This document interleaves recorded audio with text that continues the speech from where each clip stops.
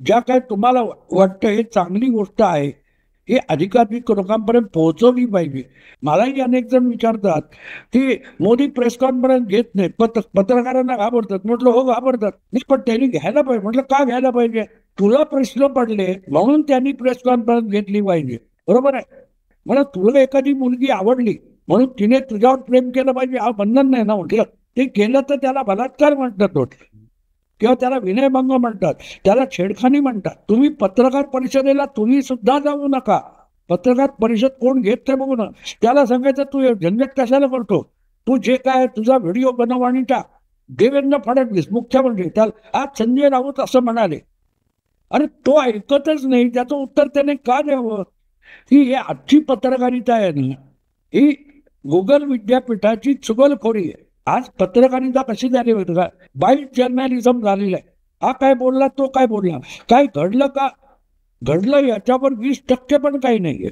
गाशा गुंडाळून पळाला. त्याचा अड्डा कुठे होता, काय होता, हे सगळं काढल्यानंतर मोसादवाल्यांनी काढलं आणि मोसादचे पाय धरले त्याने.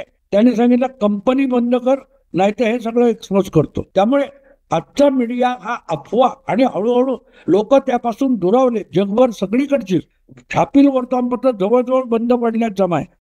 नमस्कार. भाऊंच्या धक्क्यावर तुमचं स्वागत आहे. तर आता सुरुवात करूया तुम्हाला सगळ्यात आवडलेल्या 2 कॉमेंट्सनी. तर पहिले कॉमेंट्स आहे ज्योती देशमुखांची. त्यांनी लिहिलं आहे की मी प्रतिपक्ष सुरू झाले त्या दिवसापासून पाहती आहे.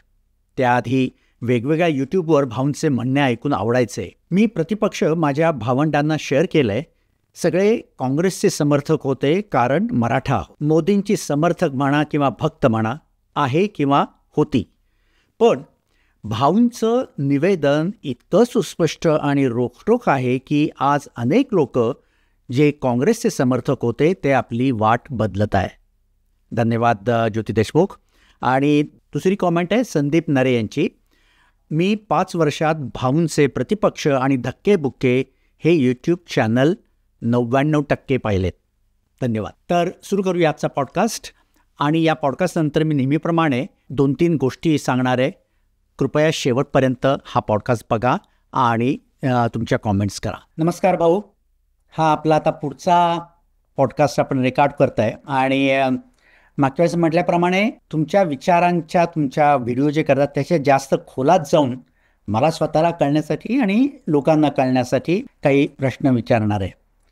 तर सुरुवात तर मी याच्यासाठी करतो की मागच्या पॉडकास्टमध्ये आपण जेव्हा बोललो होतो त्यावेळेस आर्किटेक्चर सोडून ते म्हणजे प्रबोधनासाठी तुम्ही चळवळीत होतात, त्यासाठी तुम्ही पत्रकारिता निवडली. तर त्या दृष्टीने माझा हा पहिला प्रश्न आहे की प्रबोधनासाठी तुम्ही पत्रकारितेत आलात आणि गेली 50 वर्ष पत्रकारिता करताय, प्रबोधन करताय. आणि एस्पेशली मी याचा अलीकडच्या एक व्हिडिओशी संदर्भ जोडतो की ज्याच्यात तुम्ही उल्लेख केला की लोक जे तुम्हाला टीका करतात तरी मी माझं मत सांगत राहणार, कारण त्यासाठीच मी पत्रकारितेमध्ये आलेलो आहे. प्रबोधन करणं हे माझं काम आहे, हे माझं उद्देश आहे. तर प्रश्न असा आहे की या 50 वर्षाच्या पत्रकारितेमधला प्रबोधन करण्यातला तुमचा अनुभव कसा आहे? म्हणजे लोकांनी कशी प्रतिक्रिया दिली, तुम्हाला त्यातनं समाधान, काही त्रास झाला त्याचा, आणि त्या काळातलं प्रबोधन आणि आत्ता या सोशल मीडियामधनं होणारं प्रबोधन याच्यात काय फरक आहे? तर अशी प्रबोधनाची तुमची वाटचाल याच्याबद्दल मला उत्सुकता आहे. तुमची काय मतं, अनुभव काय आहेत ते? परवाचा जो मी व्हिडिओ टाकलाय की मनसोक्त शिव्या घाला काय हरकत नाही, तो मी ट्रोलिंग करणाऱ्यांसाठी. गंमत अशी असं की मी बोललो तर आता मी तुम्हाला परवा हिंदी ओमकार चौधरी बरोबर मी बसलो होतो आणि माझं काही हिंदी एवढं सुटसुटीत नाहीये. म्हणजे जे ऐकून किंवा हिंदी सिनेमा किंवा असं बोलण्यातून आलं तर मी तिथे गिद्ध हा शब्द हिंदी आणि मराठीत आपण गिधड म्हणतो, हा मराठीत आपण गिधाड म्हणतो, तर मी तो शब्द गिधड म्हणून वापरला. तर गिधड याचा अर्थ जॅकाल आहे. ऍक्च्युली हिंदीमध्ये ज्याला गिधड म्हणतात ते गिधाड नाहीये, ते जॅकाल आहे. हिंदीमध्ये गिद्ध म्हणतात. अच्छा. तर ते अनेकांनी त्याच्यात लिहिलं आणि बरोबर आहे, चूक दाखवली तर योग्य. मी काय त्याचे पण चूक दाखवली पाहिजे किंवा एखादा मुद्दा मी मांडलाय तो खोडून काढणारं प्रत्युत्तर मला चालतं, टीका चालते, पण काय नाही येऊन नुसत्या शिव्या घालायच्या, त्याला मी ट्रोलिंग मी ट्रोलिंग त्याला म्हणतो की तुम्ही जर माझा मुद्दा खोडून काढणार नसाल आणि हा याचा चमचा आहे तो त्याचा चमचा आहे तर त्याला अर्थ नसतो. आणि त्यामुळे आपण जे विचार करत असतो, आपण ज्या पद्धतीत विचार करतो, तर आपलं एक माइंडसेट सेट झालेला असतो. त्याच्यामध्ये हे लोक येऊन त्याचं काय म्हणतात ते त्रास दिल्यासारखं करतात. म्हणजे तुम्ही विचलित होता. त्यांचा हेतू तुम्हाला विचलित करण्याचा असतो आणि त्यातून त्यांनाही काही मिळणार आहे अशातला भाग नाही. शिव्या दिल्याचा आनंद मिळतो, बाकी काही नाही. त्यामुळे मी कॉमेंट बंद ठेवले. सुरुवातीच्या एक आठवडाभर मी सुरू केला, आता 5.5 वर्ष झाली सुरू केलं, तेव्हा बघितलं ते बरेच लोक, पण 3-4 लोक असतील तरी शिवीगाळ करणारे 3-4 लोक असतील, पण ते वाचावं एवढ्यासाठी लागतं की माझा अनुभव असा आहे की ते आपण जेव्हा ते एक अकाउंट काढतो आणि चालवतो त्याच्या आलेल्या खालच्या कॉमेंटवर पण आपल्याला जबाबदार धरलं जातं. तर तेवढं मॉनिटर करायला मला वेळ नाही. म्हणजे 95 लोक चांगलं लिहिणार आहेत किंवा काय प्रतिवाद करतील, कौतुक करतील, पण 5 लोकांनी नारायकी केली आणि त्यातून मला त्रास होणार असेल तर त्याच्यापेक्षा कौतुक नको, कौतुक पण करू नका, काहीच नको. आणि ज्यांना ते पोहोचवायचंय तुमच्यापर्यंत ते बरोबर तुमच्यापर्यंत येऊन त्याचा वेगळा मुद्दा असतो तो पोहोचवतात. आणि एखादा नाही मिळालं तर ठीक आहे, पण आपल्याला काही लोक विचलित करतात तेव्हा आपली त्यांना उत्तर देणं मूर्खपणा म्हणून हा सुद्धा आपल्या ऊर्जेची नासाडी आहे ना. हे विधायक नाहीच आहे का?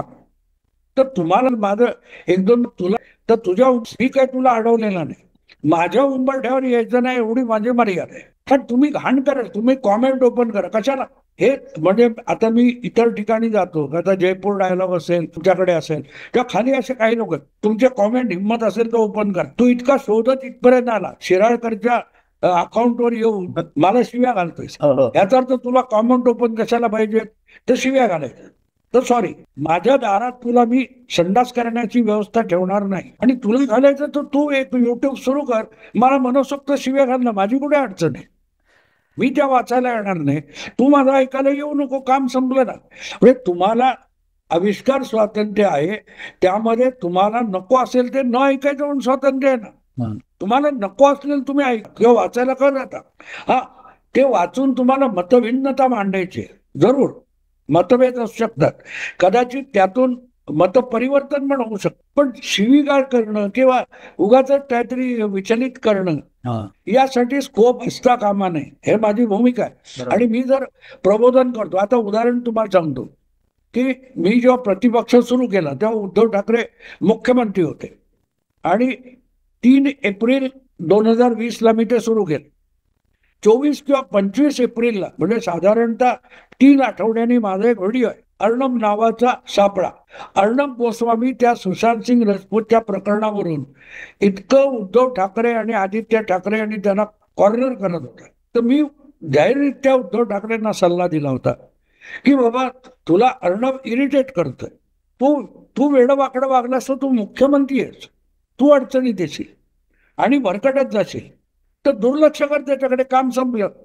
त्याच दरम्यान काहीतरी झालं होतं आणि अर्णबने त्याच प्रकारे शरद पवारांना कॉर्नर केलं. 2 दिवसात तो शरद पवार विषय त्याने सोडला, कारण शरद पवार कडून किंवा त्यांच्या पक्षाकडून अर्णब गोस्वामीला उत्तर पण देण्यात आलं, पण तो विषय तिथेच आटोपला. बरोबर आहे. मग हेच उद्धवने केलं असतं तर उद्धवची इतकी घसरगुंडी झाली नसती. तो मुद्दा असा असतो की तुम्हाला काही लोक इरिटेट करायला येतात, त्यांना तुम्ही एंटरटेन केलं तर तुम्ही विसरून जाता की आपल्या विस्टन चर्चिलचं एक ते सुंदर वाक्य आहे, घरातून बाहेर पडलं की 10 कुत्री अंगावर भुंकणार आहेत. आता प्रत्येकाला दगड मारत बसलात तो विसरता तुम्हाला जायचं कुठे. आणि त्यामुळे मग मी ते हे केलं. तर हे लोक असे लोक आहेत आणि ते ट्रोल असतात, ते कुठच्या तरी पक्षाच्या वतीने असतात, काही जेन्युइन पण असतात, दे हेट यू. अरे पण तुझी ऊर्जा तू चांगल्या जागी लाव ना. समजा मला शिव्या घालायच्या का तर मी उद्धवचा किंवा पवारांचा टीकाकार आहे, तर ठीक आहे, तू जर पवारांचा समर्थक असेल तर तू जा आणि पवार यशस्वी होतील याच्यासाठी तुझी ऊर्जा वापर ना. मी बोलायचा थांबणार नाहीये, त्यामुळे मला थांबवण्यासाठी तू जी ऊर्जा खर्च करतोयस ती तुझा हेतू सफल करत नाही, मी तर बोलतच राहतोय. मग त्यापेक्षा तुला जर पवार महत्वाचे वाटतात तर पवार राजकारणात यशस्वी होतील यासाठी तुझी एनर्जी कामी लाव. हे या लोकांच्या मेंदूत शिरत नाही. आणि मग काय होतं, त्यांना ते शिव्या देण्याचाच इंटरेस्ट असतो. तर ही जी संस्कृती आहे, हे ज्यावेळेस तुम्ही म्हणजे विरोधक त्यावेळेसही असतील, 40 वर्षापूर्वी सुद्धा राजकीय, तर ते कसं म्हणजे हे सोशल मीडियामुळे जास्त झालेलं आहे का सोशल मीडियामुळे कळायला लागलेलं आहे, काही मनस्थितीच आता जास्त तयार झाली आहे? त्यावेळेला कसं असतं, वाचकांची पत्र यायची, असं काय व्हायचं बाकी. आणि त्या पत्र सगळी पत्र काय छापली जात होती अशातला भाग नाही. आणि त्यामुळे विचलित होण्यासारखं एवढी काय रिएक्शन नसायची. सोशल मीडियामुळे काय झालंय, खाली तुम्ही कॉमेंट ठेवल्या की लोक येऊन करतात, काय वाटेल ते करतात. चांगलं असेल तर लोक स्वीकारणार. आता तुम्ही माझे व्हिडिओ बघून मी सायकोलॉजिकली कसा विचार करतो, तो विचार कसा लोकांना उपयोगी आहे, हे हे त्याचा उपयोग झाला ना. म्हणजे मी जी काय मेहनत घेतली त्याचं प्रबोधन मी इतरांचं किती केलं सोडा, पण त्या पॉलिटिकल अनालिसिस मध्ये एक सायकोलॉजिकल चॅप्टर आहे, हे मी तुमच्यापर्यंत पोहोचलो. अदरवाईज अगदी.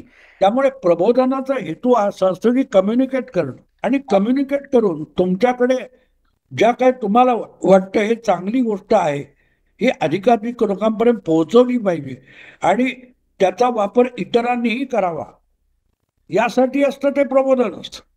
त्यामुळे आपण ज्यांच्याशी कम्युनिकेट करतोय त्यांच्या आयुष्यात काहीतरी चांगला विधायक फरक पडेल, यासाठी जे काही तुम्ही करता ते प्रबोधन असतं. आणखीन काय असतं, तुम्ही आता तुम्हाला गंमत सांगतो, मोदींनी पण 2007 पर्यंत त्यांच्या विरोधात जी काय खोटी नाटी टीका चालली होती सगळं सहन केलं, त्याला उत्तर देण्याचा प्रयत्न केला. पण 2007 नंतर मोदींनी ठरवलं की यांना आपलं उत्तर आणि खुलासा नकोच आहे, यांना फक्त आपल्याला टार्गेट करायचं. मग त्यानंतर मोदींनी कोणालाही उत्तर देणं बंद केलं, प्रेस कॉन्फरन्स घेणं बंद केलं, कारण तुम्ही त्याचा विपर्यास करणार.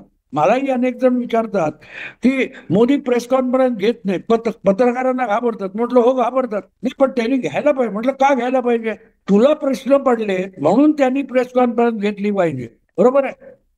हे त्यांनी का करावं, त्याला त्याचं स्वातंत्र्य आहे की मी पत्रकार परिषद घेणार नाही, माझी भूमिका आहे, असं जर त्यांनी ठरवलं असेल त्याचं त्याला स्वातंत्र्य आहे. मला तुला एखादी मुलगी आवडली म्हणून तिने तुझ्यावर प्रेम केलं पाहिजे हा बंधन नाही ना. म्हटलं ते केलं तर त्याला बलात्कार म्हणतात म्हटलं, किंवा त्याला विनयभंग म्हणतात, त्याला छेडखानी म्हणतात. नाही नाही, पण एवढं पदावर गेलाय म्हटलं बरोबर आहे, पदावर गेलाय, पण कुठल्याही किती महत्वाच्या पदावर असलेल्या माणसाने पत्रकार परिषद घेतली पाहिजे, हा नियम आला कुठून म्हटलं, कशासाठी, तर कम्युनिकेट करण्यासाठी. तो आज इतर वेगवेगळी आयाम्स इतके आलेले आहेत, सोशल मीडिया आलाय, काय तो इंस्टाग्राम म्हणणार होते, त्यातून तो माणूस रेडिओ वापरतो आणि कम्युनिकेट करतो. काही लोक त्याच्यावरून रिॲक्ट होतात, ते पण आपल्या त्या मन की बात मध्ये ते इन्व्हॉल्व करतात. पण कम्युनिकेशन व्यवस्थित झालं, तुमची गरज तुम्ही संपवली म्हटली, कारण तुम्ही उपयुक्त नाही आहात, तुम्ही त्रासदायक आहात, आणि ऍज अ साधन म्हणून तुम्ही ते साधन गुळगुळीत करून टाकले.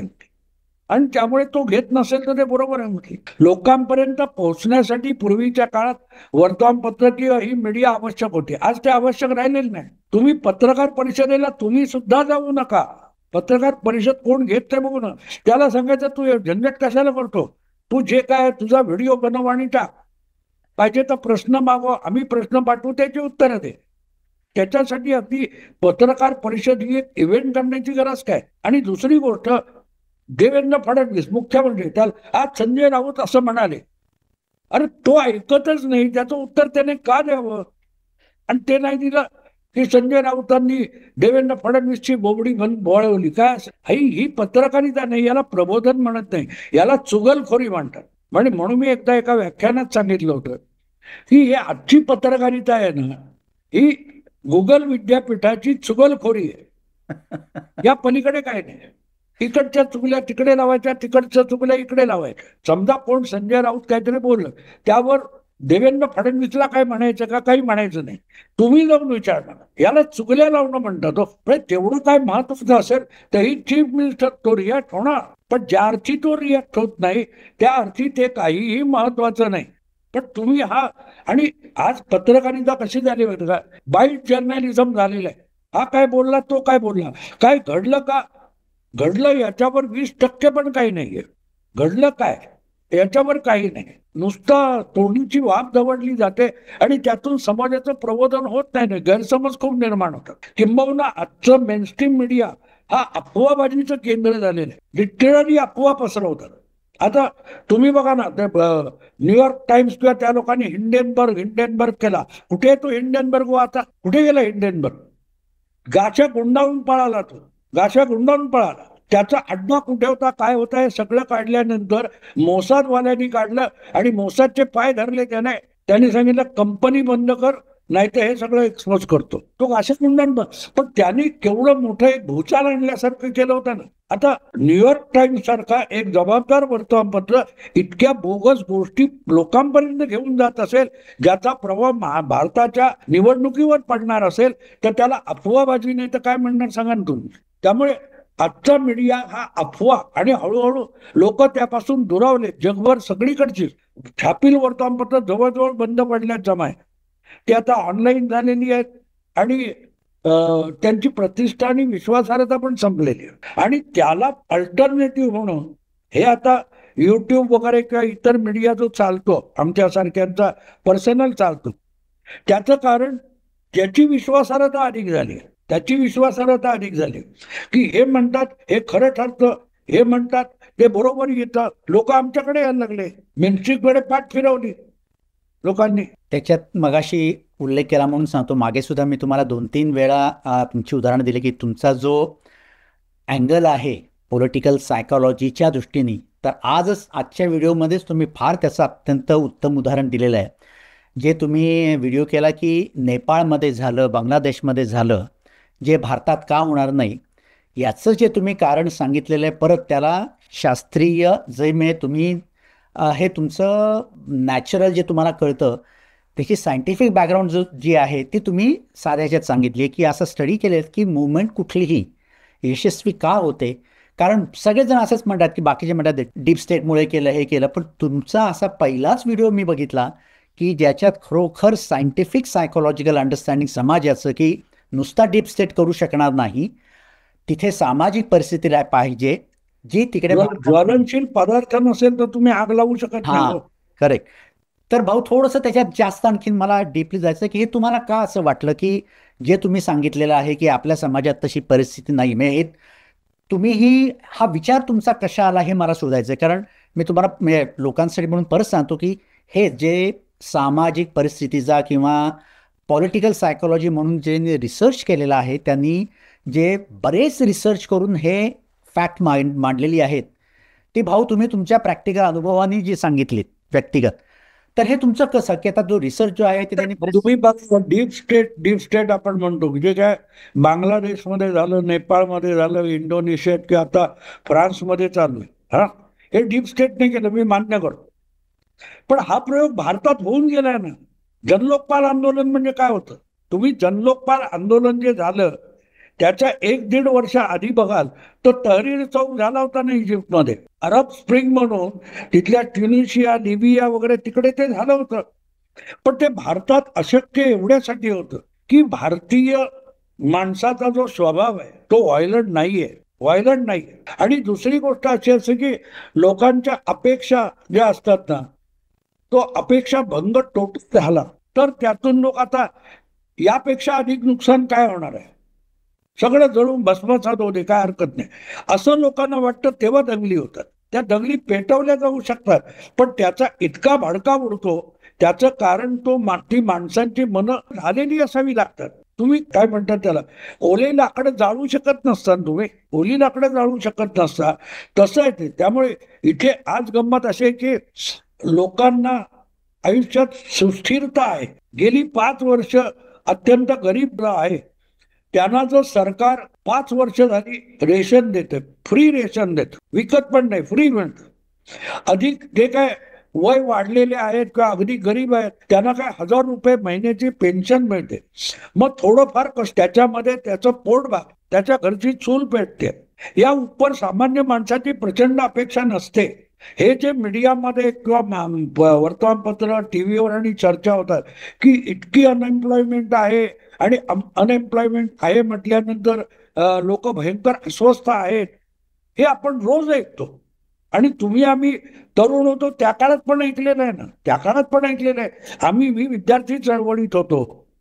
तर हे सरकार निकम्मी आहे, हे सरकार हटानी आहे वगैरे आम्ही पण घोषणा दिल्या. प्रश्न असा आहे की आज जी परिस्थिती आपण बघतो ती त्या एक साधं सांगतो तुम्हाला की साधारण 70-80 पर्यंत अन्न वस्त्र निवारा या बेसिक गरजा होत्या. सर्वायवलसाठी 2 वेळचं अन्न पाहिजे, डोक्यावर छप्पर पाहिजे, अंग झाकायला कपडा पाहिजे, या बेसिक गोष्टी होत्या. अगदी तुम्हाला आठवत आहे कुमारने सांगा, आता महागाईवर त्या सिनेमात पण गाणं आहे, बाकी जो बचा था महंगाई खा गई. आता त्यानंतर 2000 मला वाटते 2003-04च्या सुमाराला तो पिपली लाईव्ह नावाचा आमिर खानने काढलेला सिनेमा आला.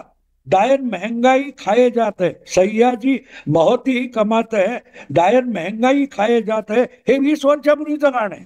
मग मला सांगा 50 महागाईवर सिनेमात गाणं येतं, 20 वर्षापूर्वी सिनेमात महागाईवर गाणं येतं. मग आज नव्याने कुठचं तरी पिल्लू जन्माला आलं आणि याचं नाव महागाई आहे. अशा पद्धतीत जेव्हा लोक बोलतात तेव्हा सामान्य म्हणून हा का पागल आहे का? यांनी कधी आयुष्यात गाय बघितली नव्हती का? गाईचं पिल्लू जन्माला आलं, गाईचं पिल्लू जन्माला आलं. गाय ज्यांनी आयुष्यात बघितली नाही असा कोणी असेल तर गोष्ट वेगळी, पण ज्या समाजाने भयंकर भीषण महागाई बघितली आहे, म्हणजे मला आठवतं त्यावेळेला या महिला महागाई विरोधी समिती होती, महिला नांगणेकर, मृणाल गोरे वगैरे वगैरे. हे रेशनवर दिवाळीसाठी रवा साखर एक्स्ट्रा मिळावं, रेशनवर मिळावं यासाठी आंदोलन करत होते. आज बाजारात फुलं उपलब्ध आहे ना, ते किती महाग आहे काय नाही, लोक घेत आहेत ना. मग महागाईवर तुम्ही आंदोलन त्या काळात केलं, आज का नाही होत आहे? कारण महागाई नाहीये.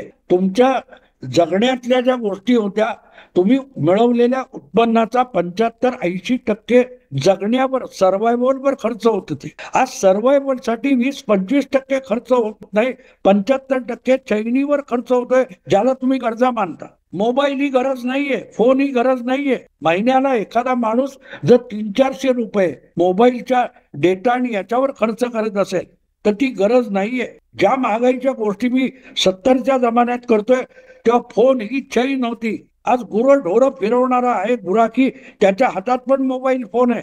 मग त्याची पातळी कुठे आधी बघा, मग तुम्हाला कळेल महागाई म्हणजे. पण हे गंमत अशी असते की याचा डेटा, हे लोक डेटावर काम करतात. या युनिव्हर्सिटीतून तो डेटा आला, हा रिसर्च पेपर आला, यांना माणसं माहिती नाहीये. खरं माणूस समोर आलं तर भूताटकी म्हणून घाबरतील असे अभ्यासक आहेत आपल्याकडे. त्यांना खरी जिवंत माणसं माहिती नाही, त्यांना डेटा माहिती आहे. भारताची लोकसंख्या 140 कोटी आहे, पण ती कुठच्या अवस्थेत आहे? मी काल परवा बोलताना कोणाच्या तरी एका, मला वाटते ओंकारच्या गोष्टी, त्याला म्हटलं एक लक्षात ठेव, कसं असतं माहिती का, हे प्राध्यापक वगैरे आपण एक्सपर्ट बघतो ना, हे सगळे GPS कडे डोळे लावून बसलेत. GPS तुम्हाला रस्ता दाखवतो, पण त्या रस्त्यातला खड्डा नाही दाखवत, तो अनुभवातून येतो. आणि त्यामुळे यांचे आडाखे चुकतात ते तिथे चुकतात की तुम्हाला वस्तुस्थिती, माणूस माहिती नाही, तो माणूस कसा विचार करतो. मी तुम्हाला माझं उदाहरण सांगितलं की नाही, मी मुद्दाम सांगतो तुम्हाला उदाहरण. मी त्या साताऱ्याला खेड्यात जायचो, हे सांगितलं का तुम्हाला त्या जगुबाईचा किस्सा? ऐकलं, पण लोकांसाठी परत सांगा. मी ऐकलेलं आहे पण परत सांगा. तर ती एकदा मी तिथून गावावरून निघणार होतो आणि ती होळी होती काहीतरी. मी तिला गमतीत म्हणालो की तुमची चाय नाही, आज तुम्ही पुरणपोळी करून खाणार. म्हटलं मी चाललोय मुंबईला. तर ती पटकन वळून म्हणाली होळी उद्या आहे, बस संपलं. आणि मग जाताना निघताना ती म्हणाली तुम्ही कशाला लिहिता, कशाला वाचता, तुम्हाला साधे सण माहिती नाही. आणि इथे मला 2 दिवसांनी मला स्ट्राईक झाली. ती बाई काय म्हणाली की तू हुशार आहेस, बुद्धिमान आहेस, लिहितोस, लोक वाचतात, पण 90% 95% लोक कसा विचार करतात याची गंधवार्ता तुला नाहीये, कारण तुला लोकांना सण पाठ असतात, तुला नाहीये. तर जे अभ्यास करणारे असतात ना, त्यांना जिवंत माणसं माहिती नाही, ते डेटावर काम करतात. आणि त्यामुळे डेटा सांगतो ना महागाई आहे, मग महागाई आहे. डेटा सांगतो ना बेरोजगारी आहे, बेरोजगारी आहे. आज जर इतकी शेकडो इन्फ्रास्ट्रक्चरची कामं देशात चालू आहेत, महाराष्ट्रामध्ये इतकी इन्फ्रास्ट्रक्चरची कामं चालू आहेत, त्यासाठी ओरिसा, तुमचा बिहार, उत्तर प्रदेश, छत्तीसगड काम करायला. आणि त्याच महाराष्ट्राच्या खेड्यापाड्यातली 10वी पर्यंत शिकलेली पोरं त्या मातीत काम करायला तयार नाही. त्यामुळे त्यांना रोजगार पाहिजे म्हणजे काय, तो कुठच्या तरी ऑफिसमध्ये क्लार्क नाही तर पिऊनची नोकरी द्या, आणि मग तो डेटा घ्यायचा आणि सांगायचं महाराष्ट्रात बेकारी आहे. कुठची बेकारी आहे? मुंबईच्या किंवा पुण्याच्या फुटपाथवर फेरीवाले तुम्ही बघितले तर 60-70% परप्रांतीय आहेत. मग महाराष्ट्रात बेकारी आहे म्हणजे काय, तर रोजगार नाही म्हणजे काय, तर त्या रोजगाराची कन्सेप्ट वेगळी आहे. मला पगार पाहिजे, काम नको. तर तो फेरीवाला असतो, मग तो पाणीपुरी विकू देत किंवा काय कपडे विकू देत, चपलं विकू देत, त्याला तिथे 12 तास रस्त्यावर उभं राहावं लागतं, मेहनत करावी लागते. ती मेहनत करून जो पैसा मिळतो त्या म्हणत अभ्यासक आहेत ते, पण तो रोजगार आहे. यांची इकॉनॉमी आणि रिअल इकॉनॉमी याच्यामध्ये फरक आहे. करोनाने जगभरच्या सगळ्या इकॉनॉमीज कोसळल्या, पण कोसळल्या तर त्या शहरी अर्बन इकॉनॉमी होत्या. भारताची 30 ते 35% अर्बन इकॉनॉमी आहे, 70-75% ग्रामीण इकॉनॉमी आहे. आणि तिचा थांगपत्ता जगातल्या अर्थशास्त्रींना नाहीये, ना गिरीश ना तो रघुराम राजनला आहे. कारण त्यांचे सगळे ठोकताळे हे अमेरिका, युरोप किंवा तत्सम चायना यांच्या इकॉनॉमीच्या डेटावर आधारलेले आहेत. आणि ते आपल्याकडे 30% लागू होतात. 65-70% भारतीय ओरिजिनल इकॉनॉमीला ते लागत नाहीत. आणि म्हणून सेन्सेक्स कोसळला, GDP कोसळला तरी भारताची अर्थव्यवस्था ढासळू शकत नाही. आणि हे अनुभवातून आलेलं आहे ना, हे अनुभवातून आलेलं आहे.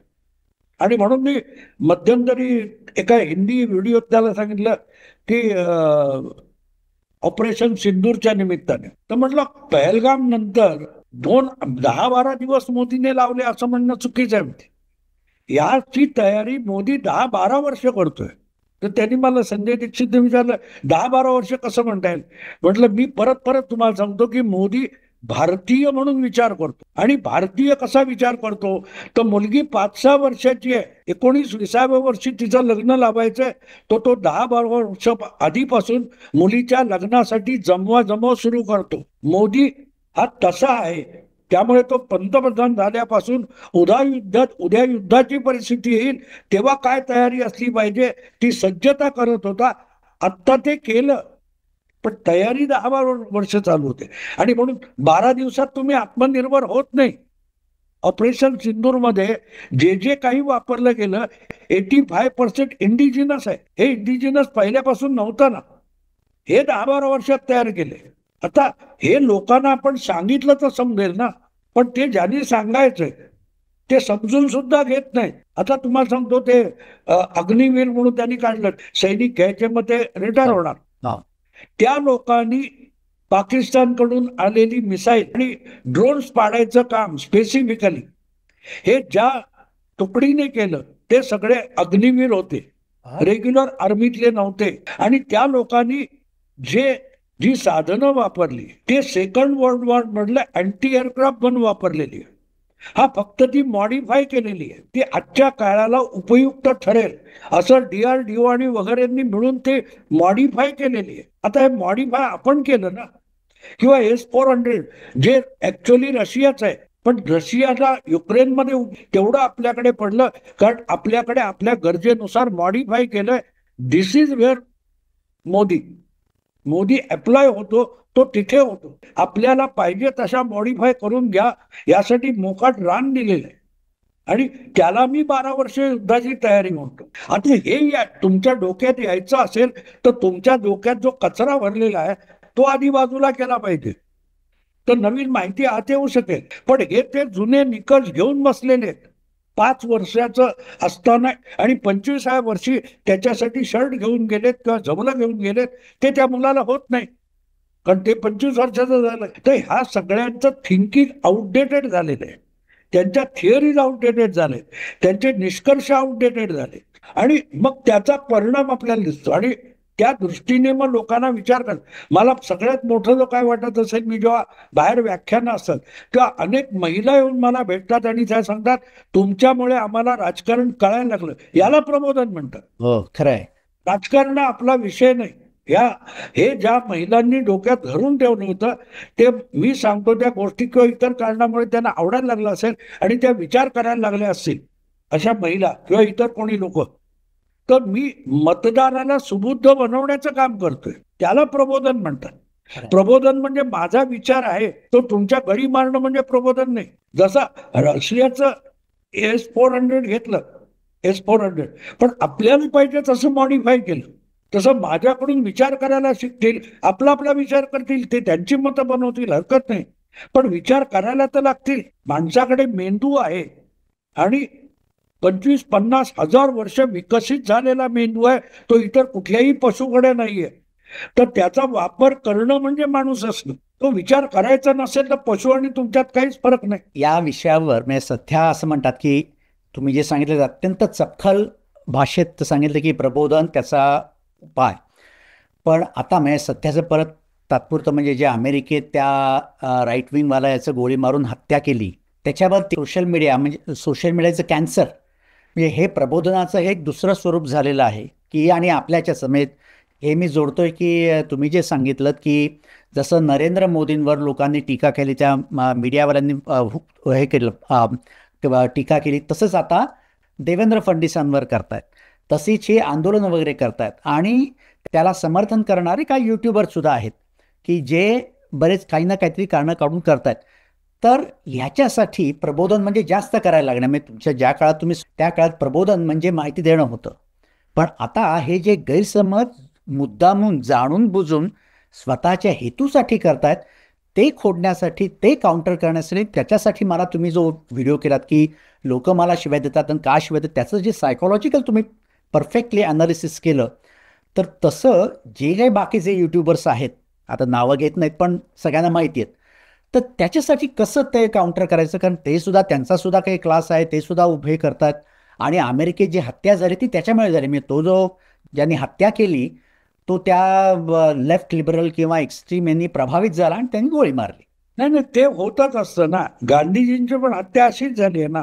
एक्स्ट्रीमिझम तो एक्स्ट्रीमिझम आहे अबरेशन आहे पुवाद आहे तो रूल नाहीये.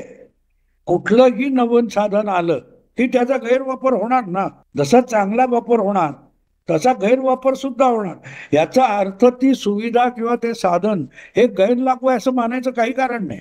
त्याचे दुष्परिणाम भोगायला तयार. एक लक्षात ठेवा की हा सगळे बदल माणूस घडवून आणतोय. त्याचे दुष्परिणाम माणसाला भोगले पाहिजे. बाकीचे जे सजीव पशु आहे ते कुठचा शोध लावत नाही त्यांना त्याचा प्रॉब्लेम नाही ना. मग तुम्ही पशुसारखे जगा. याच्यावर बंदी घालायची त्याच्यावर बंदी घालायची असेल तर मग तुम्ही पशु म्हणून राहा ना. बैल हा हजारो वर्ष बैल राहिलाय. माणूस कुठून कुठे आला बघा. माणूस पण स्कॅव्हेंजर होता जनावरासारखा जगत होता. तर जे वाईट होतं ते टाळून टाळून माणसं पुढे येत गेली. तेव्हा असे काही होणार त्याची ती किंमत असते. ती किंमत मोजायची समाजाला तयारी असली पाहिजे. त्यामुळे जे झालं ते चांगलं झालं नाही पण तसं होताच कामा नये. असं म्हणायचं असेल तर कल्पना चावलाने अवकाशात जायलाच नको होतं. तो एक ऍक्सिडेंट झाला. सुनीता विल्यम्स अडकली म्हणून नासाने सगळे प्रोजेक्ट बंद करायचे का तर नाही करतायत. तर त्याची ती किंमत असते. Nothing is free. खरंय. त्याची किंमत तुम्हाला वेळोवेळी मोजायला लागते.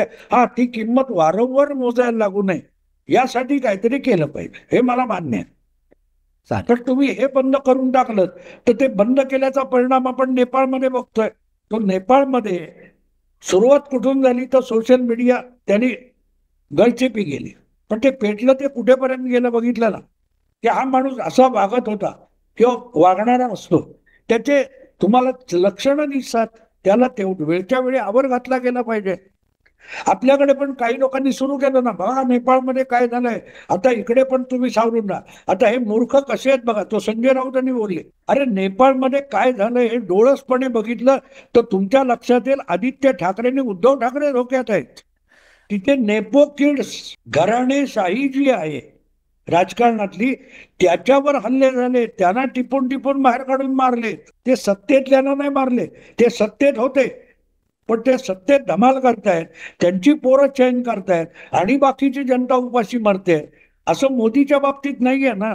असं कोणाच्या बाबतीत आहे. मोदीच्या खात्यावर काय 5-50 रुपये नाही. तुम्ही कुठलंही ज्या ज्या पुढाऱ्यांच्या प्रॉपर्टीज ह्या 500 कोटी 800 कोटी आहेत त्यांना लोक मारतील.